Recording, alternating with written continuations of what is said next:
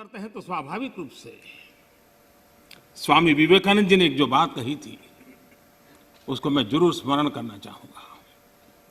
विवेकानंद जी ने कहा था, every nation has a message to deliver, every nation has a message to deliver, a mission to fulfil, a destiny to reach. यानी हर राष्ट्र के पास एक संदेश होता है जो उसे पहुंचाना होता है, हर राष्ट्र का एक मिशन होता है जो उसे हासिल करना होता है, हर राष्ट्र के एक नियति होती है जिसको वह प्राप्त होता है। कोरोना के दरमियान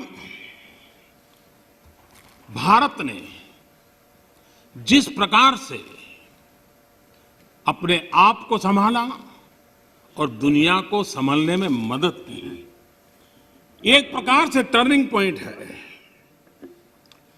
जिस भावनाओं को लेकर के, जिस संस्कार को लेकर के वेद से विवेकानंद तक हम पले बड़े हैं, वो है सर्वे भवन्तु सुखिनः।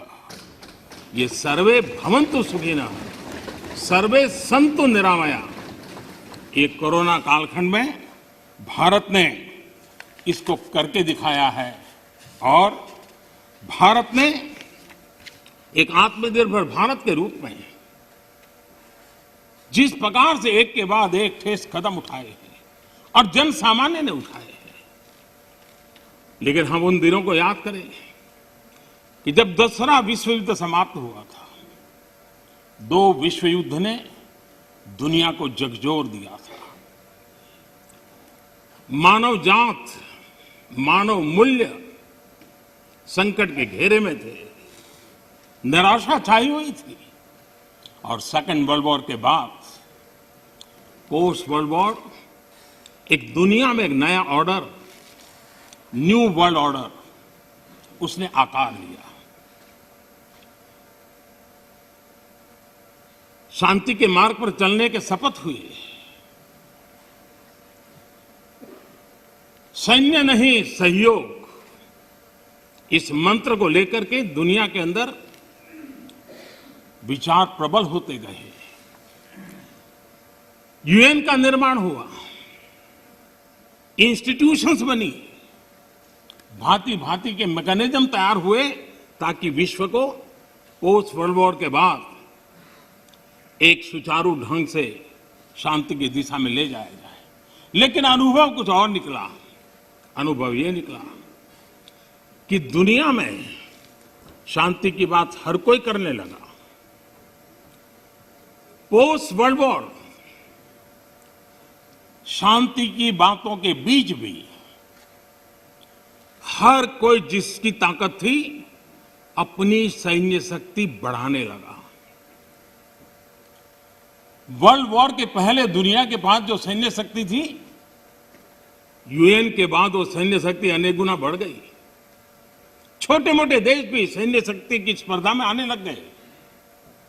शांति की चर्चा बहुत हुई, लेकिन हकीकत इस बात विश्व को स्वीकार करना होगा कि सैन्य शक्ति की तरफ बड़ी बड़ी ताकतें और पुरजोश चल पड़ी। जितने इनोवेशन हुए, रिसर्च हुए, वो इसी कालखंड में हुए सैन्य शक्ति के लिए। पोस्ट कोरोना भी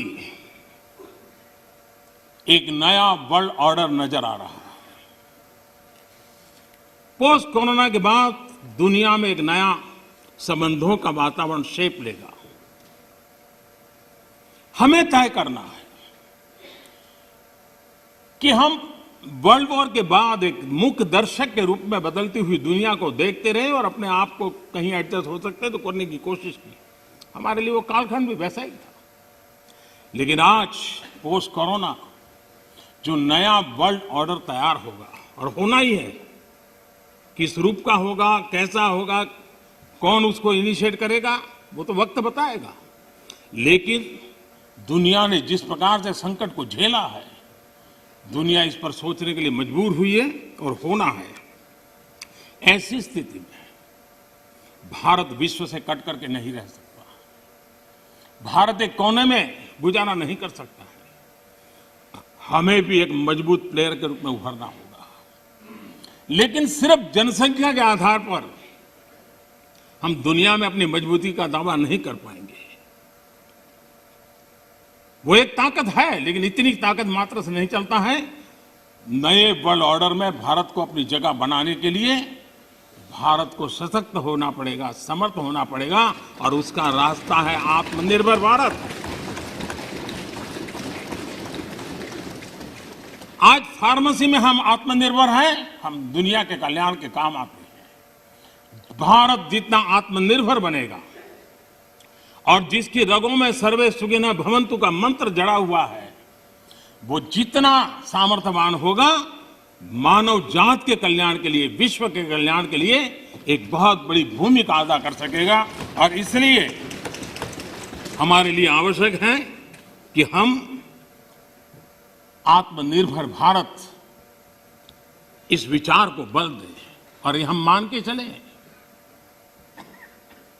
ये किसी शासन व्यवस्था का विचार नहीं है, ये किसी राजनेता का विचार नहीं है। आज हिंदुस्तान के हर कोने में vocal for local, vocal for local सुनाई दे रहा है और लोग हाथ लगाते देखते हैं लोकल। यह आत्मगौरव का भाव आत्मनिर्भर भारत के लिए बहुत काम आ रहा है। और मुझे विश्वास है कि हम सबकी सोच, हमारी नीतियां, हमारे निर्णय भारत को आत्मनिर्भर बनाने के लिए जो भी आवश्यक बदलाव हो, उस बदलाव की ओर होने। WION this morning, 5 phases of the elections have been completed. There are 2 more to go. Prime Minister Narendra Modi has, of course, given several interviews in the recent days. He also gave what was a non-political interview. But this time round, he's given a political interview where he's spoken about several key issues, the magic number, and also the possible post-poll scenarios. Now, Prime Minister Narendra Modi spoke to WION World as One's editor-in-chief Sudhir Chaudhary on a variety of different issues. Now, the Prime Minister also said that India has gained global recognition in recent years. Listen in to what the Prime Minister said. जो 3-4 बड़े दोस्त हैं global level पे, Shinzo Abe चुनाव जीत के वापस आ गए, Netanyahu चुनाव जीत के वापस आ गए, पुतिन भी चुनाव जीत गए, आपके अगले दोस्त जो ट्रंप हैं उनका भी चुनाव आने वाला है, वो भी शायद, और आप भी चुनाव जीत कर वापस आ जाएंगे। आपको ऐसा लगता है कि एक नया वर्ल्ड ऑर्डर उस समय तैनात हो देखने को मिलेगा जब आप सारे लोग दोबारा से आ जाएंगे? और अगले आज वर्ल्ड ऑर्डर में भारत ने बहुत बड़ी प्रतिष्ठा कमाई है। हमारे देश की ये जो एक लुटियन वर्ल्ड के प्रभाव के कारण बहुत सी चीजें जो देश के सामान्य मानवीय तक जानी चाहिए जाती नहीं है। अभी अर्जेंटीना में G20 समिट हुआ। उस G20 समिट में 2 महत्वपूर्ण घटनाएं घटी जिस पर भारत के मीडिया का बहुत ध्यान जाना चाहिए था, लेकिन मिस कर गए या तो समझे नहीं। एक, अर्जेंटीना में एक ही दिन में G20 समिट के साइडलाइन में अमेरिका, जापान, इंडिया, जाए कहता हूं मैं उसको, JAI, जापान, अमेरिका, इंडिया, और दूसरी इंडिया, चाइना, रशिया, 2 अलग अलग मीटिंग हुई, इंपॉर्टेंट मीटिंग हुई। दोनों में इंडिया कॉमन था। अपने आप में बहुत बड़ी घटना है, लेकिन हिंदुस्तान का मीडिया मिस कर गए। तो भारत ऑलरेडी अपनी पोजीशन बना ली है। इस 5 साल के बाद दोबारा जब अधिक मेजोरिटी के साथ हम जाएंगे तो दुनिया का भारत की तरफ देखने का नजरिया और अधिक सशक्त होगा। जी नहीं, ये नजरिया आपकी बात सही है, थोड़ा धीरे धीरे इसमें समय लगेगा। मैं जो शो करता हूँ DNA, उसमें मैं बहुत कोशिश करता हूँ जब आप बाहर जाते हैं विदेश में और वहाँ हमारी क्या उपलब्धि है, तो सरल भाषा में हम कोशिश करते हैं कि उसको लोगों तक पहुंचाएं। कि लोग कहते हैं ये मुद्दा रहित चुनाव है, मुद्दा है ही नहीं, और मुद्दा सिर्फ एक ही है, वो है मोदी। मुझे जो याद पड़ता है वो ये है कि एक बार और ऐसा हुआ था, यानी जब नेता कोई बहुत शक्तिशाली हो जाता है तब सारा विपक्ष एक साथ उसके खिलाफ आ जाता है। जैसे 1977 में हुआ था, इंदिरा गांधी बहुत शक्तिशाली नेता के तौर पर उस समय उभरी थी और जनता पार्टी में सब लोग एक साथ सामने आ गए थे। इस बार भी ऐसा लगता है कि एक ही मुद्दा है और वो है मोदी, और कोई मुद्दा नहीं है। चुनाव को अगर आप राजनीतिक दल, नेताओं के भाषण और टीवी की टीआरपी इसी के तराजू से तोलोगे तो आप जो कह रहे हैं वैसी छवि बनना का प्रयास चल रहा है। लेकिन अगर आप मतदाताओं के संदर्भ में चुनाव को देखोगे तो आपका अनुमान सही नहीं है। देश के मतदाता को पूरी समझ है कौन देश के लिए काम करता है, कौन